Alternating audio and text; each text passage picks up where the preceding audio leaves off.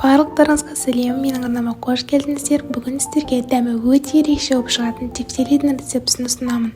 Тартылған еттің үстіне өз қалауларыңыз бойынша өткіштен өткізілген көкөністерді салып, жеке күрішті немесе бір қайнатылған күрішті саласыз.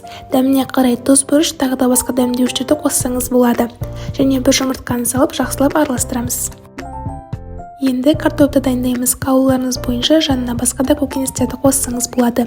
Мен картоптың жанына жасыл бұрышты қостым. Көкөністерді жұқалап кесеміз. Қалыңдығы 2-3 мм болуы керек. Дәміне қарай тұз, бұрыш салып, кішкене май құйып араластырамыз.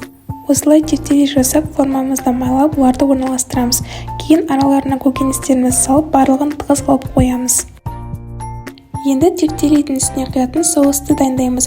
Ол үшін судың үстіне қаймақ, томат пастасын, бұрышты салып, жақсылап араластырып, тефтеридің үстіне құямыз. Қызып тұрған пеште 200 градуста 40-50 минут пісіреміз. Тефтери толықтай піскеннен кейін үстіне өткіштен өткізілген сырды сеуіп, тағы да 5 минутқа пеште пісіріп аламын.